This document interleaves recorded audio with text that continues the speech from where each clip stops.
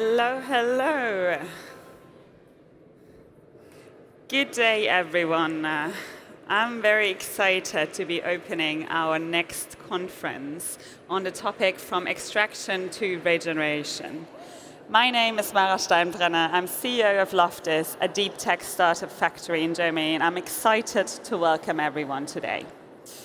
I don't know about you, but I've been at the summit since Monday, and I saw some incredible stage program. I talked to so many inspiring people here, and it truly felt like coming home and meeting all your long-lost friends, which is nice in a time where sustainability and regeneration are not dictating our discourse.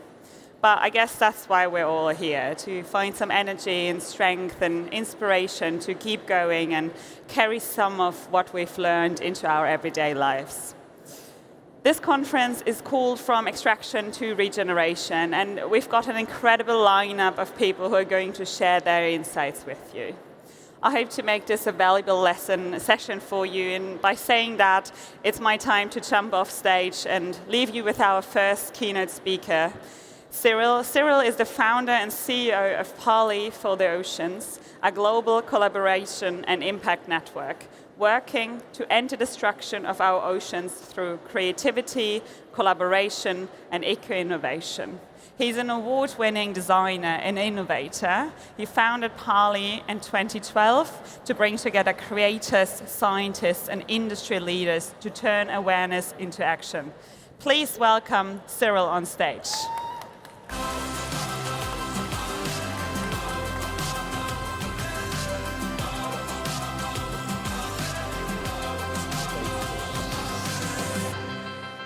Hello, hello. Oh, it works. That's great. So, hi. So I'm very happy to be here. Thank you. I hope you can hear me, actually. So Parley for the Oceans is what I represent today, what we do, what is our cause. And my name is Cyrill. I'm Parley founder, and my partner Leah is here in the crowd. She's the co-founder. And I want to speak quickly about what it is we do and why we are here in Paris, because Parley has now an office in France, in Paris, a small little one. And I'm very happy to be here. So when you're looking at the issues that we are facing out there, plastic pollution, biodiversity loss, the climate crisis, when you're looking at beaches at the end of the world, here in Bali, when you're finding this trash in the most beautiful, pristine areas, then this is not just a bottle, this is not just like a packaging of a washing detergent. This is a testament of us humans being so arrogant about our relationship and ignorant about our relationship with nature. That's the truth. I'm a designer. And I can tell you most of the things we designed in the last 50 years that we're so proud of, most of the things where people got really rich for and were like, oh my God, I changed the world. These things often were just poorly designed failures. And they looked so great. Oh, I don't have to kill the trees, I do a plastic bag. Suddenly, everybody has a plastic bag. Oh, I don't want to break things, bend things. I can improve it. Mankind can improve nature. That was what we all thought. But here we are, and we pretty much screwed up and toxified this planet. So, this moment in time is really a toxic age. We created a toxic age. And I have a little problem with my clicker here, I'm so sorry. And the toxic age, I would say, brings these three items together that we are all calling like this crisis. That's, yes, climate change, biodiversity loss, and plastic pollution. It's the evil three. And it's, when you're looking at it, it's really a material crisis. This is not like different crises. This is not different issues. This is one material crisis where we humans just simply are not in sync with nature anymore. And nature had billions of years of research and development and built this like extremely well system, like so sensitive, so fragile, but on the other hand, so resilient and so strong. And instead of killing and polluting, it's really time for us to learn how to collaborate with nature. That's really what it is. And our future, our own future, is in collaborating with nature. And that's not doomsday. I don't stand here and say, oh my God, everything is bad. I actually stand here and saying, this is a beautiful moment in time. This is a great moment in time for people that want to do something, people who want to change something, people who want to invent. Because everything is up for redesign. Yeah, let's just do it. And that means this is a huge economic opportunity. This is an individual opportunity. This is a creative opportunity. Because everything we thought was already defined by people that came before us. Everything we thought was already taken, captured, claimed. All that is up for the taking for people who have a new mindset. And therefore, this is no sacrifice when you are changing a company or when you are creating a new company and you try to actually synchronize this company with how nature works. Go on eye level with these guys. It's an economic advantage. And even if people try to tell you the opposite right now because we're going back and drill oil, it won't last for long because the problems will be the same in 4 years than they were 5 years ago and 10 years ago. It's just the same challenge that we are facing. And just because it's not trendy and nobody claps on our back and calls us now influencers, it doesn't mean at all anything. We keep doing. And if people don't give us money, we find other ways to do it. Because at the end, we are creating a new economy. We're doing something that was done by people that created all these big companies in the first place. It was not done by managers and CEOs. It was by inventors, by entrepreneurs, by people who had a wild idea, a dream. Oh my God, I want to build a car. I want to make a pen. I want to create a house. I want to build a ship. Oh, I'm coming and building a computer. I mean, Steve Jobs was definitely not coming from McKinsey. Sorry. This is crazy stuff what we're doing. We're inventing, we're daring to say, there's a right for my idea. There's a place for me to be. Even if I'm just a handful of people, even if I'm alone. So no, this is a beautiful moment in time and we just need to rephrase a few things. This is not about sustainability because sustainability comes from this notion of protecting a company against being questioned, being taken liable for damages you cause. This is not a PR stunt that we're delivering here. What we are looking here is innovation. It's pure and straight innovation. And that is exciting. We are curious people. So when we started Parley 14 years ago, honestly, I didn't think that I would have to spend 14 years to fix this problem. And I'm definitely not alone. I'm just like one little man in a big organization and out of 1,000 organizations. So I'm one little ant of people trying to fix this. 14 years is a long time. But the idea was, we need a strategy. I'm very German also. I live in America, but I'm German. So without a strategy, I'm not even going to the bathroom, honestly. So we needed a strategy, and we said, we're facing a material crisis. We're facing our own extinction. We're facing a massive recalibration of economy. We want to reinvent, we want to redesign, we want to change literally everything. That's why we need a strategy. Otherwise, how can we align? How can we work together? How can we agree on something? How can we have a handrail? And the strategy we came up with, and we presented it at the United Nations in 2015, is the air strategy. Based on the fact that most of the air you breathe in this room, even being far away from the south of France or any other ocean on the planet, is coming from the sea. So without life in the water, without life underwater, beneath water, we can't exist. It's not possible. It's simply not possible. We need the trees, we need the forests, and we need the oceans. Air is based on that thought. We will run out of air. It's so simple. Avoid toxic substances like plastic if you can. But then we are addicts. We're sitting on plastic chairs. I'm wearing a plastic jacket. I'm literally naked if I take all plastic off my body. Even if I don't understand it's plastic because it's called polyester or whatever, We are running on plastic, so avoiding is not easy, but we can avoid, to a certain extent, toxic substances. We can. Individuals can, companies can, designers can, to a certain extent. Then there are places where we're still depending on stuff like plastic or other harmful stuff. Let's intercept trash. And yes, I know it's not sexy, and nobody trusts in it anymore, but recycling is at least better than new material. New plastic is the worst.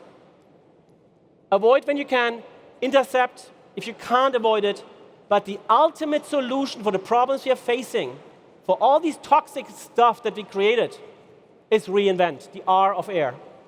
Reinvent the materials we're working on and go back to the time where humans didn't have that influence, didn't have that impact. And that was the time when nature dictated all the materials that are on this planet. And when you're looking at nature, when you're looking at a tree, yes, when you're looking at a plant, when you're looking at an animal, when you're looking at your own skin, this is high-tech technology. My skin is 1 trillion times more intelligent than this fabric of this jacket. This is a dead material. It was always dead. My skin lives, it heals, it senses, it warns me, it actually incentivizes me. It does all these beautiful things. It's a fantastic material, and it's alive. And we think we're so smart because we can make millions of dead products while we are running around with the best material nature ever invented. And I think this is the notion, this is the focus we should have. How can we unlock all that knowledge, all that science, all that high tech that nature had before we even arrived here?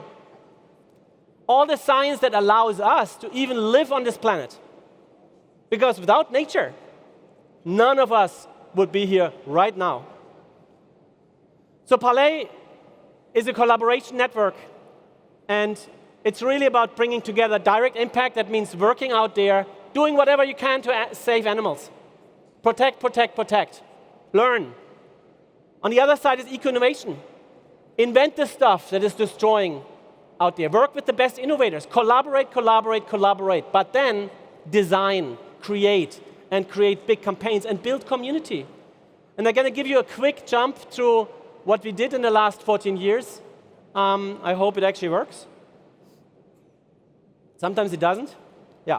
So yeah, we met people. We met people at the weirdest places. At NASA, we brought presidents of countries with owners of big corporations, with scientists that ran NASA missions, to divers, to, I mean, you can't imagine how many thousands of people we brought together in places to instill one idea.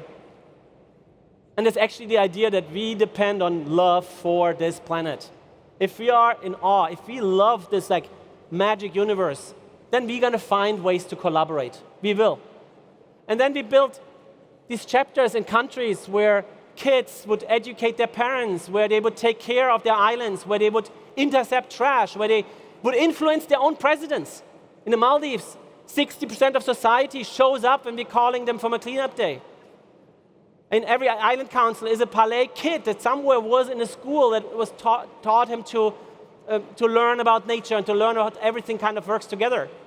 So building community is important. Education is super important. But it's not only that. We cannot just push this away and say the next generation has to fix it. We can't. We have to hand over a system or an economy that is future-proof, and that is really what we are about. But youth is important. And I got to jump a little bit, sorry. Can we jump?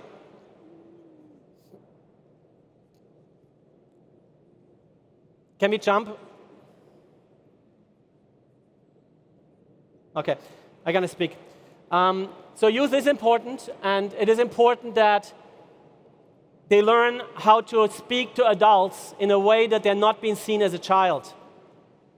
And we have kids out there that are 17, 18 years old that can waltz up to the Secretary General of the United Nations and talk on eye level with them. And that's beautiful.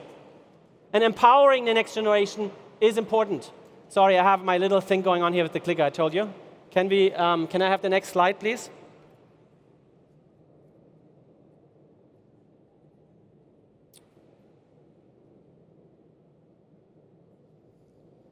Okay, we lost a lot here.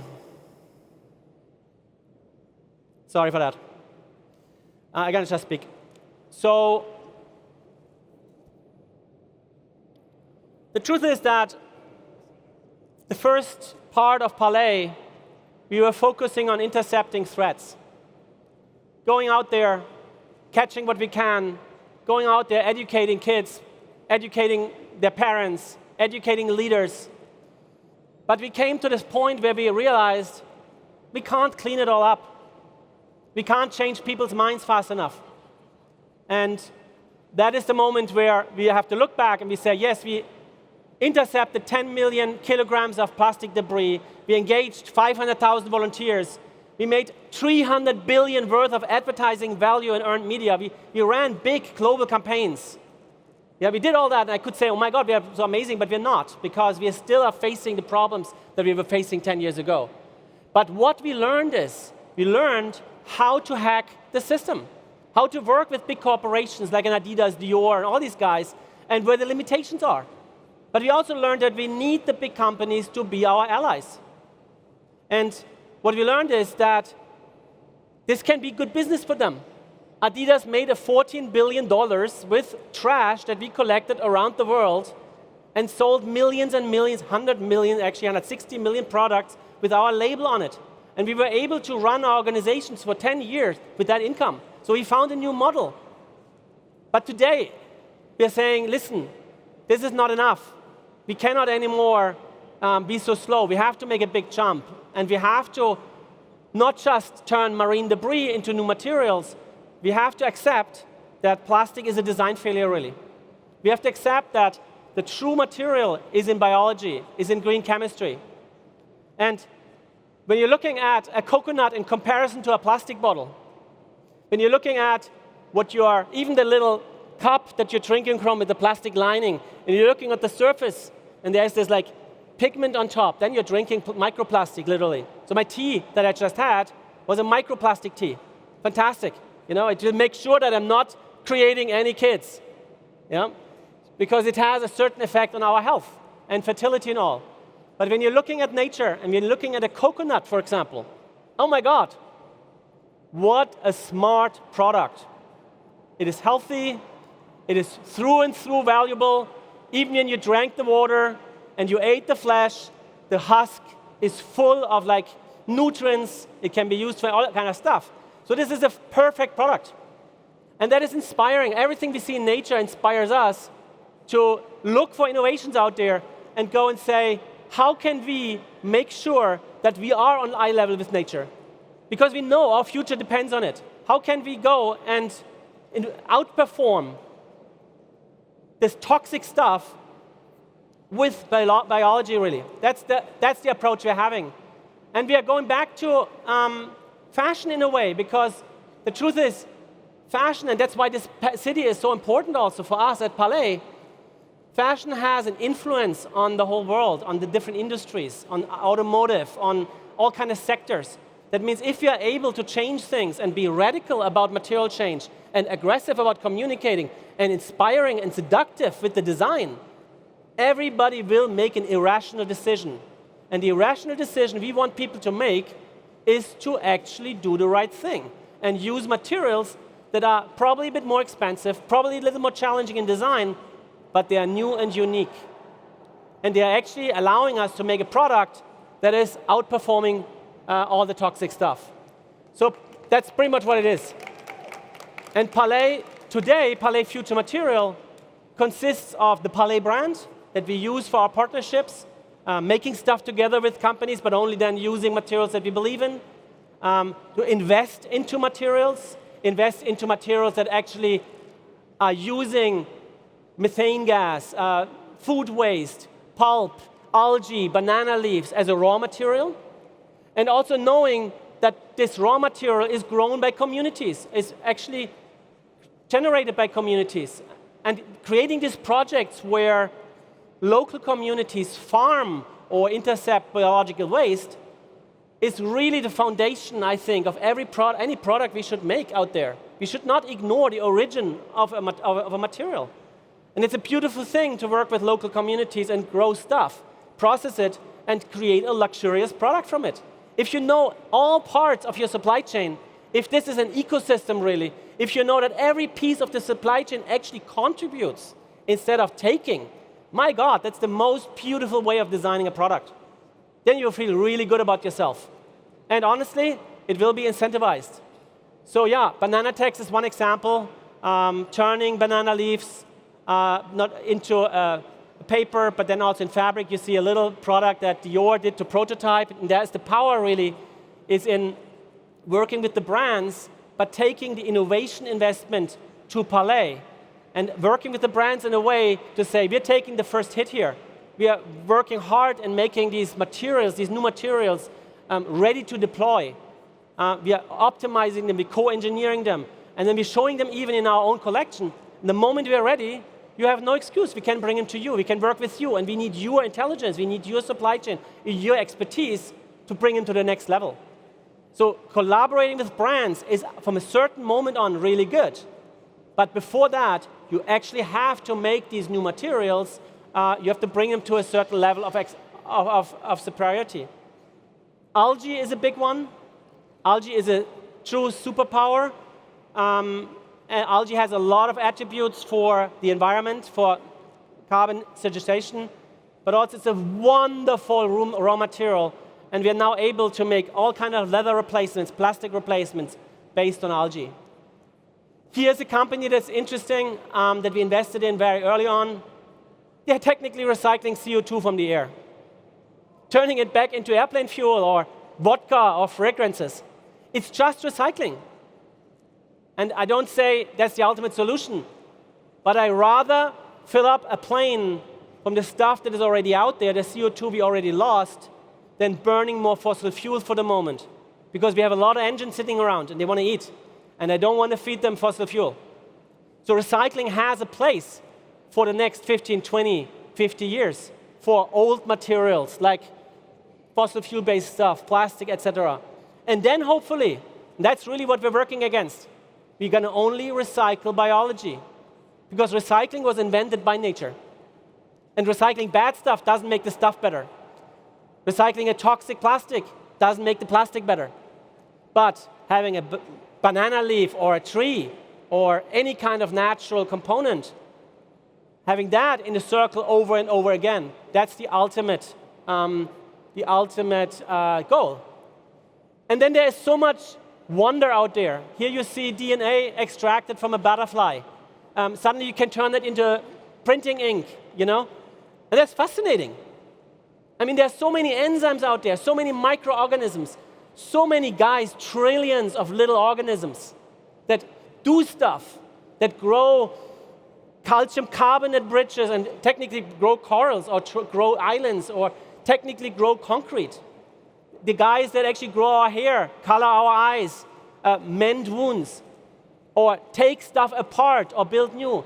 The world is full with trillions and trillions of experts, and they're so small, we can barely see them with our own eyes. And this community of biofabrication out there spent decades already finding these little guys and deploying them. So I really believe that the future of our own species is in collaborating with all these organisms out there. And also, honestly, I believe that the future is in empathy. That we're not looking at an animal and think they're stupid and they're taking whatever we give them. No. Just because we don't speak the language, it doesn't mean that we're more intelligent than them. And going on eye level with animals, going on eye level with nature and accepting them as people, even if they're non-human, and probably we are rather the problem on the planet than they are. I think that's a good step, you know, and being humble about it, and inviting collaboration in. Collaboration with very unexpected collaborators. And be it a little bacteria that creates a flu like mine. I have a full bobblehead here, I can't even hear. But you know what? That little bacteria might be taking apart radioactivation, I don't know. So if I collaborate with the guy better, it would not sit in my brain right now and fuck me up. It would probably go out there with me and solve a problem.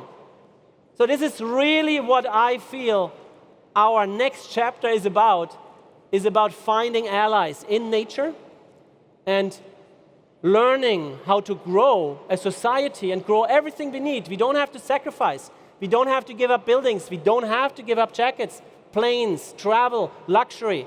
No, we just redefine. We just open up for a new way of doing things. And we call that at Parley future material. And I invite you to be part of this process, and I'm very grateful to be here, and thank you. That's okay. Thanks a lot, Cyrill. Thanks for your insights. I love that you just called on allies for nature. And by saying that, I would like to introduce some people who are building a new industrial engine room for our material revolution. The next panel consists of Olivia Lazard. She's a planetary geopolitical strategist and founder of Transition Intelligent. Alix, Armour, Chief Impact Officer at Nowos and driving the impact strategy for leading European startup in lithium-ion battery repair. And Julien Vazette, CTO of Recover Metals.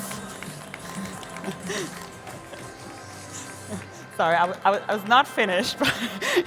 But what Julien does with Recover Metals is they're turning recycled copper into high-quality electrical wire to secure sovereign and sustainable copper supply. Hello, everyone. I hope you're well, and I'm very excited to start this panel with you now. Olivia, I would like to start with your point of view and understand the scale of the problem we're talking about. You deal with planetary security and strategies, and we're told that for the energy transition, we require hundreds of new mines over the next decade. So if we stay on this extractive path, are we just trading one geopolitical crisis for the next? Yes, but we have to start from the beginning. We tend to oppose the notions of extraction and regeneration. The reality is that we have to balance them. Civilization is material. We have to undergo the energy transition, which on top of it is coupled with a digital transition, which has geopolitical implications that I'll talk about in a second. But the first implication that we have to understand is that in order to build the new energy strata, the architecture that will be low carbon, that will help us to respond to the climate crisis, we have to actually open, some estimates say, about 386 new mines, only related to battery-related materials, by 2035. This is enormous. And it's probably not going to happen, and my co-panelists will explain all of the ways in which we can try to avoid putting more and more pressures on extractive measures to try and undergo the energy transition. But we will still need to mine, and we will still need to actually undergo a level of extraction before we can reach full circularity. Now, the thing that we have to do is not to avoid mining altogether. It's to actually understand how to be a lot more ecologically sensitive as we mine and a lot more fragility sensitive. Let me explain.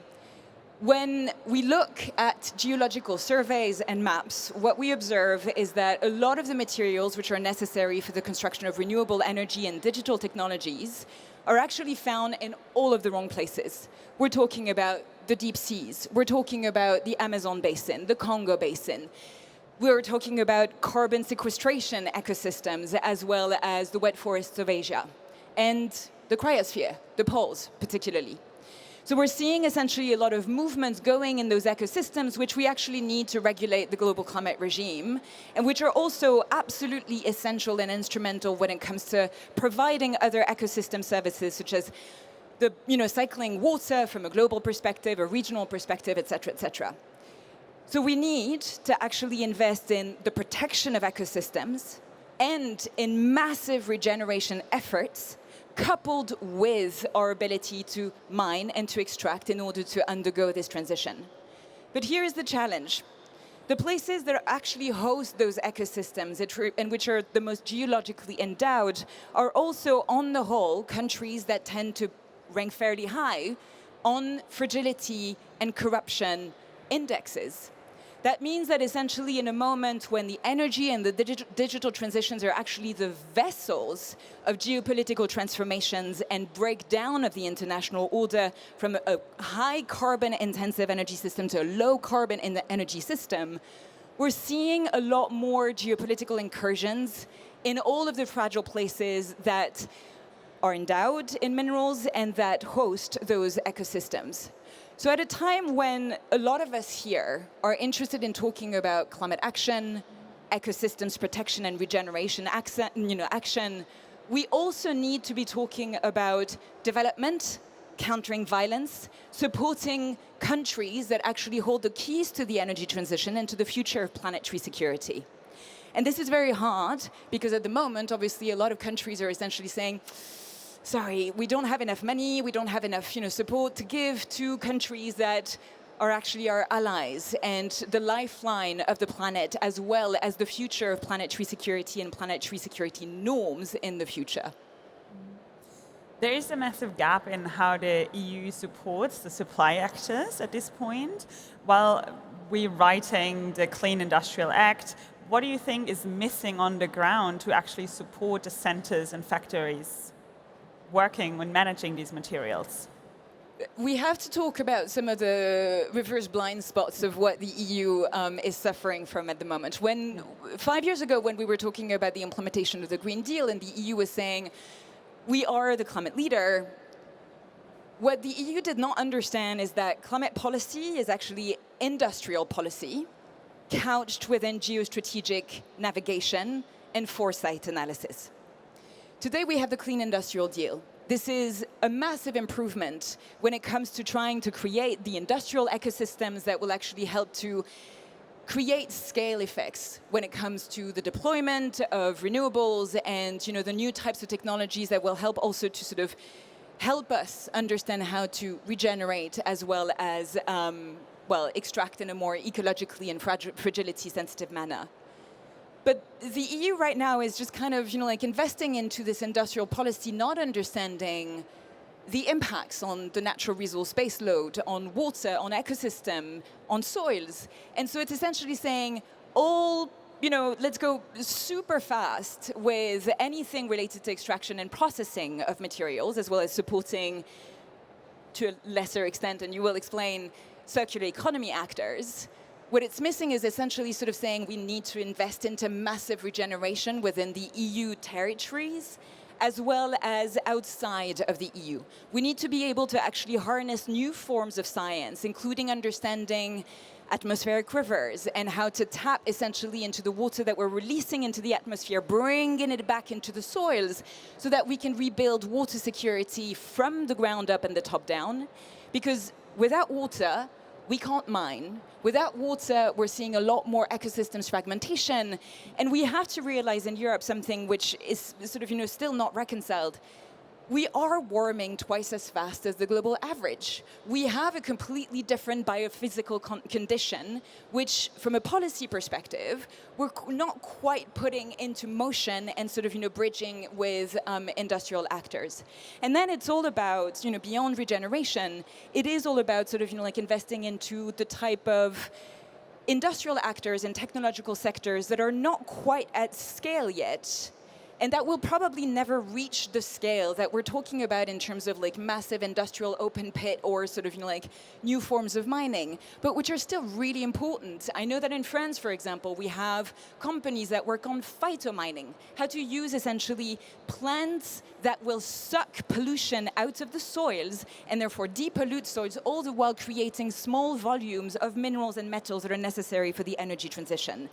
These are small-scale innovations that are considered too small at the moment to actually sort of serve industrial purposes, but they're actually really niche and extremely strategic when it comes to pushing a different kind of innovation, which is going to solve for planetary boundaries, as opposed to sort of rushing ahead with a transition which is also going to push us beyond planetary boundaries, all the while sort of ticking some boxes when it comes to climate action. Talking about an innovation from the ground, Alix, I would love to hear your experience. Maybe you can briefly state what you do with Nowos and where you see the reality on your factory floors when it comes to the implementation gap from Brussels. Yes, so Nowos is a Dutch and French repair company. So we repair lithium-ion batteries of all types. And our founders actually used to engineer and manufacture batteries and realized that they were placing them all over Europe, but there were no companies that were repairing the batteries. So once you realize the volume of batteries there are in Europe, and the fact that today still 90% are being sent straight to recycling, with still over 80% of capacity remaining, you can only barely understand the waste of energy that is happening right now. So that is a problem that we're trying to tackle, and we've been operating for 6 years now. And at the beginning, it was kind of hard to convince, companies about repair. But when you tell them about the impact, which is not only environmental but also social and especially financial, we really need that financial impact to still convince our customers. So we operate as a service to businesses, and one of the things that's coming up that's really helping us are battery regulations. So with the right to repair, battery regulations, that's also supporting us and helping bridge that gap between what is needed for infrastructure in the ecosystem and what is actually happening. So again, recycling is great, but I feel like we've forgotten that we can repair. We can repair batteries. Some of the reasons that companies are not repairing is because they are not aware that you can repair. They're also concerned about safety and IP. And their lack of incentives. So we're hoping that the European regulations will help with this. And I mean, what is really important to understand is the fact that with repair, you can preserve energy. For example, last year alone, we were able to preserve 47 megawatt hours of capacity. So that capacity would have otherwise been sent straight to the recycling centers. Yeah, I mean, there's also with the critical raw materials, we've been able to calculate how much lithium and cobalt we've been able to preserve. So we're sitting on a mine right here. Yes, we will need new mines, unfortunately, but we're sitting on a lot of critical raw material here in Europe that we still need to recirculate. So before recycling, there's remanufacturing, repair, but also extending the life of a battery. So this is essentially what we do at Nowos, is battery life extension. And we can extend the life for about another 2 to 5 years, depending on the use. So when you think about that, we are preventing premature recycling. And going back to the financial incentives, when you talk to companies and they look at the whole lifetime of their battery, they realize, wow, if we can repair at less than 50% of the cost of replacing with new, that they can calculate the financial impact and preserving that first life of the battery for another 5 years, that's actually huge. So for the customers, there's all sorts of benefits. And we still have to continue bringing awareness on battery repair, and it can be done safely. With a lot of benefits in all areas. You touched upon the EU Right to Repair Directive briefly. I think it's set to be implemented by mid this year. It will force manufacturers to repair products. How do you think, or like maybe speaking to an outsider who doesn't do that day by day, how does preserving the battery instead of recycling it actually change our dependence on raw materials? Well, I was just saying, we were able to preserve 173 tons of critical raw materials last year alone. So we're retaining these critical raw materials within Europe. There's also the Critical Raw Materials Act. And right now, when you recycle batteries, in the phase before, these batteries are actually lost. You may have heard of undocumented waste or lost e-waste. These are still often sent abroad. And for the longest time, we've been importing batteries, sending the waste abroad. And actually, we've been waking up and saying, wait a minute, we're sending all these really precious materials outside. We need to preserve them. So another thing that the battery regulations are doing is that they're helping build transparency and traceability of these batteries. So as of next year in February, all batteries that enter the European market will need to have a battery passport. And it would also indicate the state of health of batteries and what they contain in terms of critical raw materials. So by tracking all of this, we will know exactly how much is in Europe, how much will go through the different chains of repair, remanufacturing, and recycling, and we'll have a much better grasp on the data and the critical raw materials that we have and that we can use instead of mining new, but actually repurposing them into maybe European cells. Thank you. Julian, I would like to come and talk a bit more about urban mining and the potential of it. Could you tell us a bit more about your work and explain why urban mining is in Europe a matter of national security and means you focus on it? Yeah, sure. Hello. So at Recouping Metals, basically, we are enabling the urban mining for copper. And how do we do this? We have developed a wire manufacturing process which allows us to use 100% recycled copper content as a feedstock, which was supposed to be impossible until now. Why do we?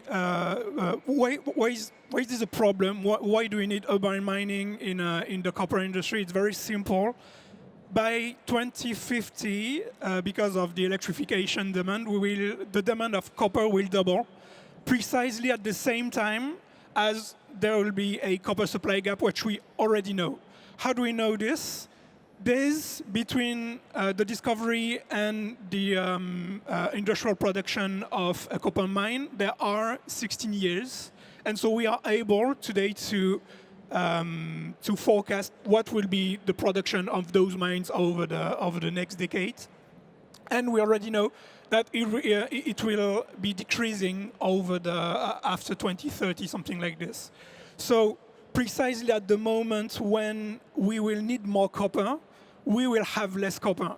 And there is even more concerning for Europe. If you look at Europe, the primary resources in Europe are only a few % of the global resources. So we are in this situation when we want to be the leaders of electrification, but we will be lacking the keybone of electrification. So urban mining is an opportunity, but it's also absolutely necessary, and we need to find solutions to develop it in Europe, and it's what we are trying to do as a business, but also all the players in the copper industry in Europe and in France. We've talked a lot about regulatory at this point. Do you see any regulatory bottlenecks for your work? Yeah, there is one that is very simple, and it's a legacy of the past.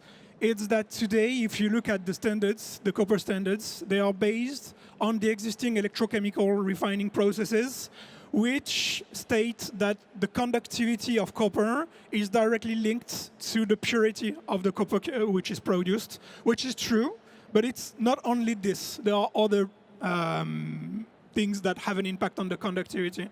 And because of this, there are some verticals of the market that we can't address if we produce high electrical conductivity wires, but if we use lower purity feedstock, which is what we do.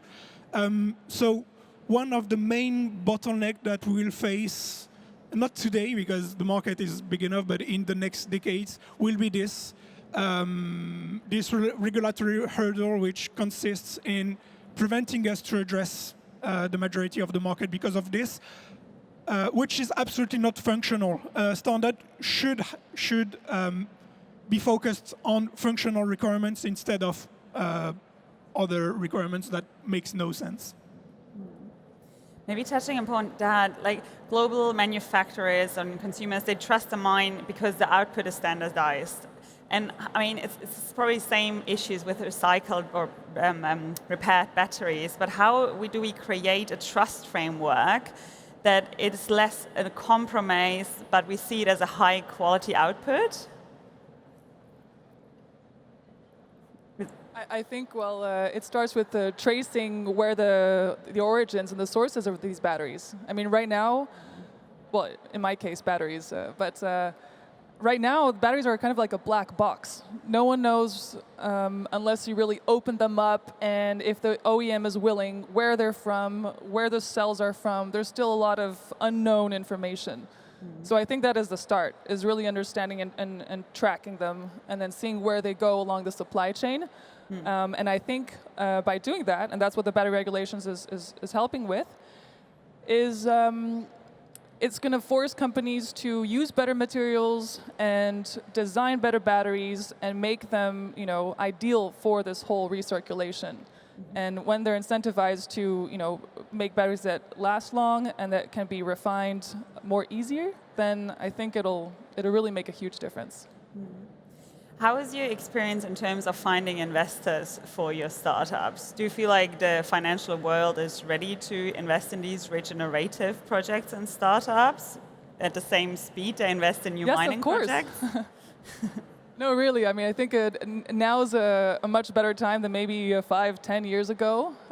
We are still battling with trying to change the idea that, or we're still battling with the idea of repair versus recycling. Recycling is good, again, but there's still a lot more awareness and education to do. And I think investors now, there's a lot more impact funds.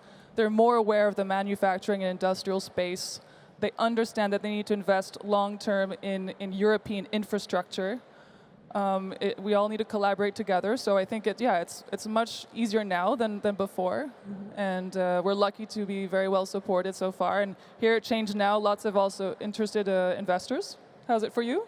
For us, we were lucky because the process that we are developing doesn't necessitate any retrofit or any change in anything in the industry. We're just producing wires, and we send those wires to customers that they will not see any difference between our wires and the others. So I would say that in our case, it was, I would not say easy, but it was comfortable. But of course, we are really young. We are a baby. We are only 1 year old. So maybe it's going to get tougher at next step. Yes, yeah. Olivia, I would love to hear your take on these solutions. Maybe zooming out a little bit more. There's two different ways how we address the global challenges. What's your take on it? They're vital. I mean, there is no question about this, right? Like, and that I think that's the part that is emerging with the Clean Industrial Deal in Europe. We need, like, there are targets around 10% mining, 40%, processing, and, like a certain percentage when it comes to recycling. But what they're working on is essentially, like, the nitty-gritty of solutions of really looking at supply chains, particularly around copper, which is, the metal without which we will not be able to, transition in terms of energy and digitalization and things like this.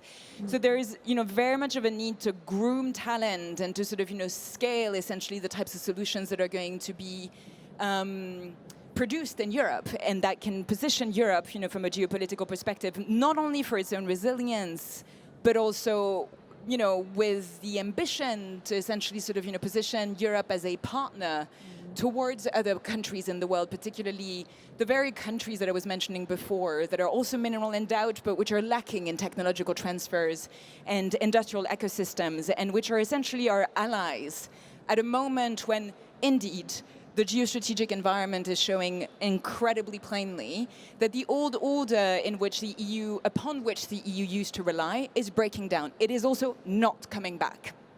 So countries essentially in Latin America, in Central Asia, in Southeast Asia, and in Africa are the unlikely allies, the sort of countries that Europe now has to sort of look towards and be like, how do we reinvent an order which is working in favor of middle powers, the countries and regions that are essentially sort of not looking at the planet with imperialistic designs, but which are looking at how do we transition and therefore sort of keep an economic resilience and productivity and performance that is going to help us sustain our societies.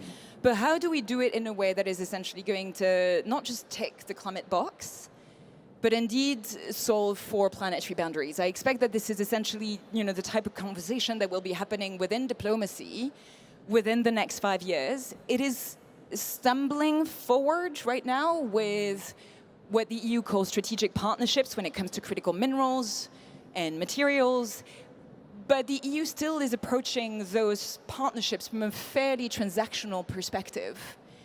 The change of administration in the US is sort of ushering the EU in yet another phase of its diplomatic development and consideration, essentially, of the world. So what Alix and Julien are doing, and a number of other startup innovators and industrial actors, what they're doing is absolutely essential for the future of Europe, for the future of the planet.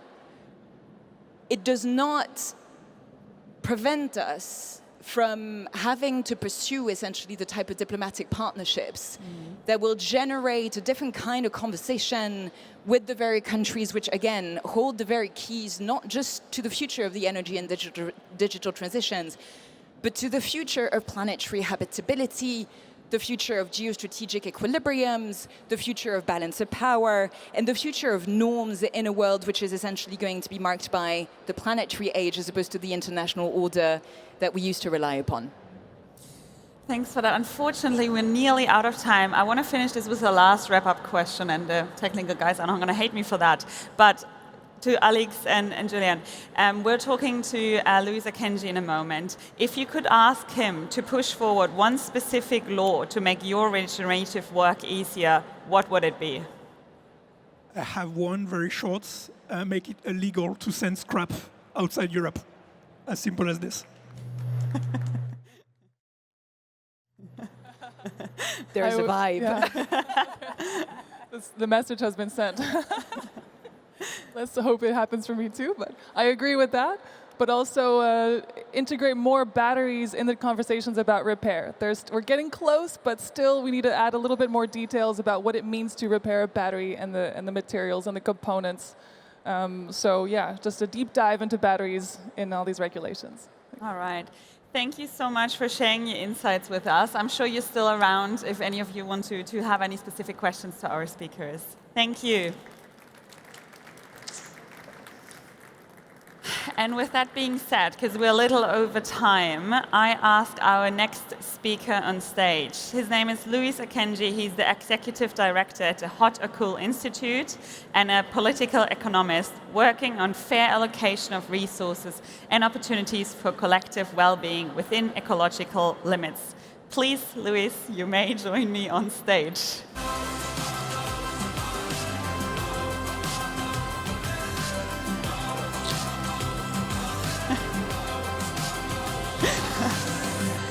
I thought you were running away because of the ask of Julian.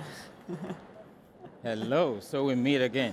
Hi, Louis. Please sit down wherever you want to. How are you doing today? Yeah, quite all right. How are you? I'm good, thank you. Did you listen to what Julian and Alix were asking you in terms of I heard a bit of it. Not easy demands, yeah? What do you say to that? Do you see a chance in that happening? I mean, there's really good ideas of what could happen. We need to convince our policymakers to take this very seriously, which they do, but I mean, it is a pretty testy period to talk about materials, not the least because of the geopolitical tensions we are seeing around this. Also about the revision of the word competitiveness, which is essentially becoming a zero-sum game, and the fact that sustainability needs to start competing with this sort of market and political forces is making it extremely difficult. But there's a certain inevitability to it that we do have to handle. So we almost have no choice but to address this. Yeah. The panel just pitched some very concrete hardware solutions, repair quotas, scrap metal sovereignty. Does this fit with your vision of material governance, or we're still thinking too small here? It's quite important to unpack what is happening here when we talk about materials. In the last 50 years, we've tripled how much material we use in society. Despite improvements in efficiency and technology, the rate of consumption, extraction and use is only going up.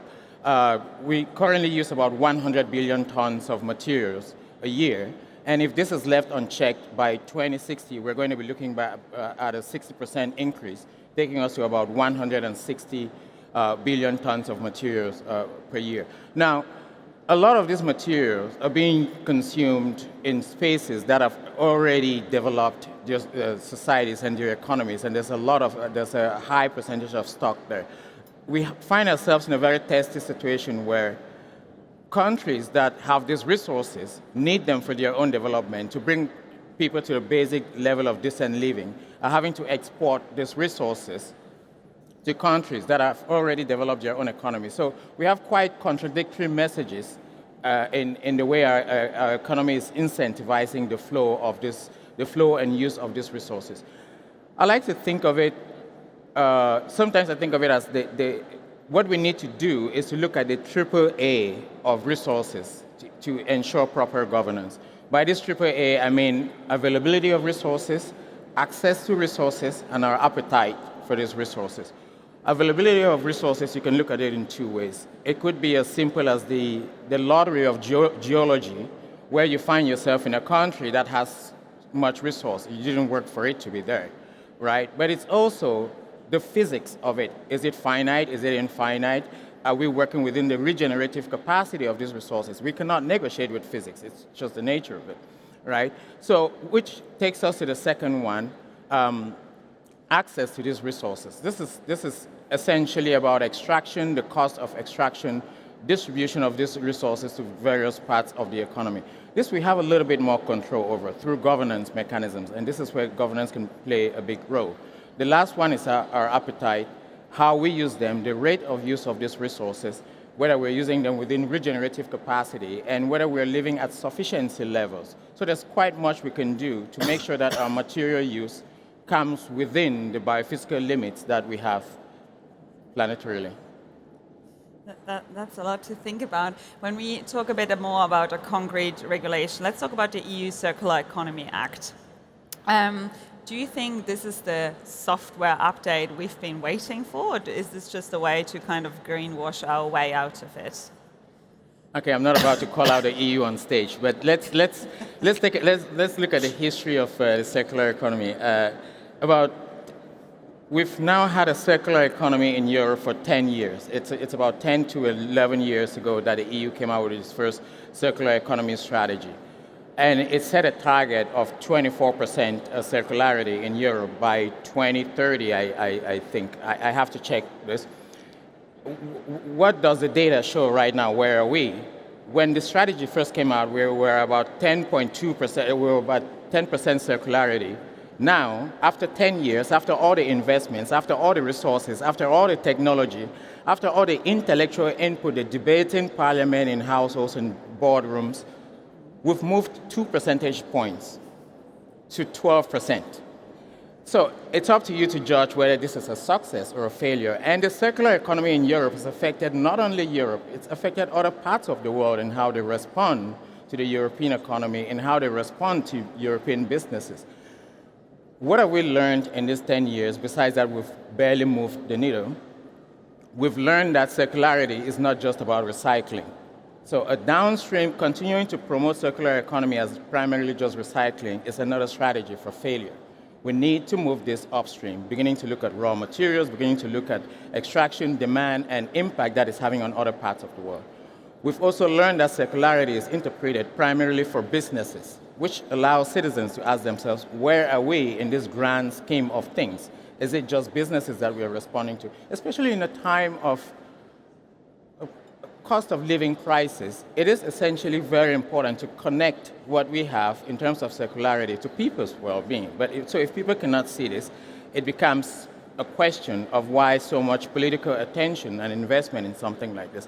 The last but not the least, which I think is quite important, is the issue of, and within the Club of Rome, we've promoted this quite hardly.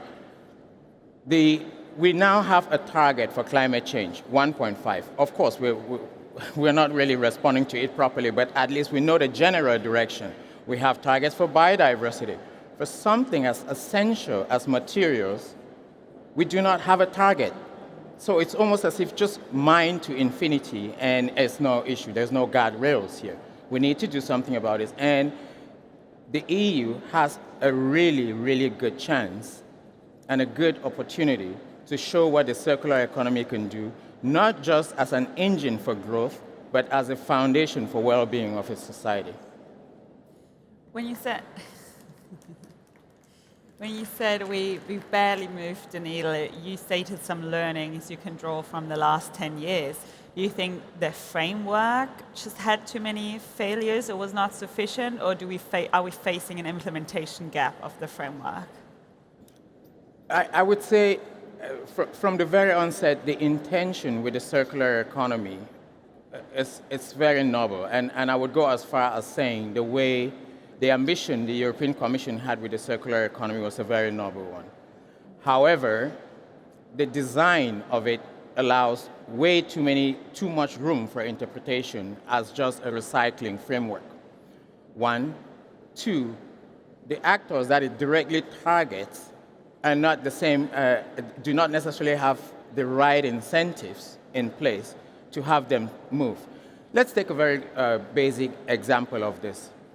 If your idea of circularity is that an average citizen consumes, which is the case in Europe right now, 15 tons of material per person per year, which is 6 times the consumption of materials in developing countries. The US, for example, is about 10 times. If your idea is that the creation of that waste gets shipped out to other spaces and then account for it as part of your circularity, this is not really circularity, is it? It is burden transfer. It's a burden transfer mechanism to other spaces that are not even enjoying the benefits of this. The last but not the least, I think it's really a missed opportunity to connect the economy to people's cultures, to people's everyday living, to people's well-being, and that absence, that gap between actions around circular economy and what people perceive as the benefits to them in society is essentially also creating an absence in legitimacy for actions. Let's stick with the word well-being and linking materials to well-being. How does this idea of a regenerative economy that uses less resources actually create more well-being for its individuals? We just had 2 panelists here talk really eloquently about batteries and renewable technologies. The same materials that we're looking at in terms of green technologies and the green transition are the same materials that we're looking at in terms of development of AI, data centers, and so on, and the same materials that we're looking at in developing these drones for the wars and the bombs that we're dropping all over the world. So we have an immoral competition here over resources. And if you look at it very carefully, there are 4 key areas where our everyday living intersects in terms of impacts with the environment and demand for these resources. It is food, it is mobility, it is consumer goods, and I've already mentioned, and housing. Yeah. Right? All of these demand materials. These are areas that are both where we're seeing a lot of the tensions in society, the cost of living crisis, and areas where we see a high impact on the environment. What it tells very clearly is that if we were to focus on these parts, we'll have double dividends. One, it will reduce the environmental pressures. 2, it will increase our well-being quite substantially. It therefore asks the question, are we really prioritizing these scarce resources when we're constantly putting them in military purposes, when we're constantly putting them in data centers? I mean, the data doesn't speak too well for this. About 1.5% of the green energy that we develop globally goes to sustain data centers. In countries like Ireland, 20% of electricity consumption is to sustain data centers. This is not where we want to find ourselves if we want to develop a sort of a policy platform that has public support. I think we all understand the problems you're talking about, especially like housing crisis, all these things, very tangible for each consumer or individual to feel. And even though we know that these problems are out there, I feel like when you talk to these people who are actually affected by it, sustainability or regeneration, it creates kind of a fear because it feels like we're taking even more away from them. And it's like the way we're trying to address the problems moves into a very different direction. How do you think we convince those people that by focusing on the planet and focusing on sustainability and regeneration, we're not taking anything away from them? I laugh with my colleagues a lot because one of the biggest mistakes we've made historically in looking at sustainability is that we've put it in the hands of scientists to communicate this. Scientists are not very good communicators. We're terrible at it. The evidence is in the failure that we see now in terms of this agenda. So we need more comms people to come on board. We need more storytellers and so on. But I am not sure I agree with the premise of this because our policymakers and businesses talk about it a lot. People are not buying into it. almost every poll is repeatedly showing there is very strong public support for strong action to address the tensions that we are seeing. What people don't like is unfairness. And what people don't like is the lack of fair burden allocation across society. If we can put out something that is fair, if we can put out something that allows those that are responsible for this to actually respond to it, there's no doubt that there is a lot of buy-in here. In fact, I've just talked about the cost of living crisis. This is just one basic one. There's a lot of demand for taxation that allows broader distribution in society, more equitable access to this. But if we constantly keep interpreting sustainability as funding new technologies, it narrows it down, it makes it seem like just a few people are reaping the benefits, and ultimately we find ourselves where we are now, where the problem keeps getting worse. So buy-in is not an issue, legitimacy for this is not an issue. I just think there's a certain level of tone deafness from decision makers to the public signals around us. You just said we keep on funding tech and like putting everything in the tech basket. I mean, I hear your criticism of it, but do you think we need to talk more about sufficiency and kind of needing less to live better? I like technology, you know, it's not a problem, but I have a very basic guide for this. If your technology is taking away more than it is giving, leave it alone. We don't need it, especially in a time of crisis, right? And I do think the focus on technology has been helpful. But we've seen exponential increases in efficiency over time. The problem is this overfocus on technology means that we now have bigger cars, we now have bigger TVs, we now have bigger houses, they're much more efficient, but ultimately, the volume of consumption has increased. So all the benefits we've seen have been canceled out by what scientists call the rebound effect, right? So we do need this technologies, but I worry that an overemphasis on it makes it seem like this is the only place where solutions come from. Essentially, if we subordinate all solutions to just technology or the marketplace, we're living out our cultures, we're living out our identities, we're living out everyday practices that are so meaningful and that create channels for us to link to this. And there is no getting around it. There's a certain inevitability in it. We need to reduce the levels of consumption that we're seeing in the global north, in the richer countries, to get to the place where we allow not only that we are thriving, that we see the benefits of well-being, but that it allows the opportunity space for people in developing countries to actually also grow their economies and meet their own basic needs. It seems so complex when we don't even really manage to get our shit together here. I didn't use that word. No, I borrow it though? But like, how are we ensuring that, like, based on all the history and extraction, the colonialism, like we were in charge of in the global south, like how we're not leaving them behind so they don't fall in the loop? I'm sorry, I didn't quite get the last one. Yeah, it wasn't really a question. I feel yeah, like I just want to state the complexity of it. We need to be sensitive to the tensions that are in the air right now. Everyone is aware. We're fighting wars, dropping bombs in places where we shouldn't be right now. We're debating over whether oil should go through right now. A few months ago, we were talking about Venezuela. Now it's Iran. We've not even finished talking about Greenland, and then we're going over to Cuba. We've made a mess for everybody, and we've just gotten ourselves into an immoral corner where there is a competition for the remaining carbon budget and resource budget we have, whether to put it in solving problems or to actually proactively put it in catering for needs in society. It's not supposed to be like this. So a certain sensitivity to the tensions and the experiences that people are having right now is quite important.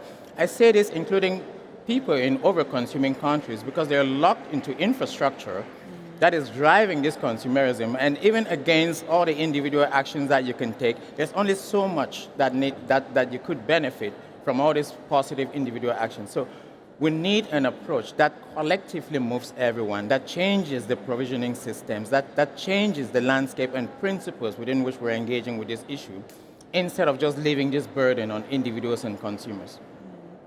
Yeah, I'm sorry I brought the energy so down at the end of this interview, but since you're the closing voice of this session, what's one thing you want to take our audience home into their lives, into their work? Like, what's one call to action you want to give out to everyone?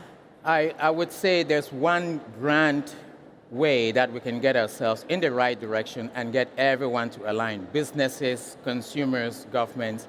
We need clear material targets and a vision on how to stay within sustainable levels. Material targets, concrete for every country, that then kind of trickle down to businesses and how they operationalize, and effectively how it's influencing our consumption levels. All right, mic drop on that. Thank you so much, Luis, Thanks. for your time and everything. Yeah, and that was the closing session of this conference. Thanks for being here to listen to our amazing speakers. I feel very privileged that I was able to host this session. I wish you enjoy the rest of your stay here at Change Now.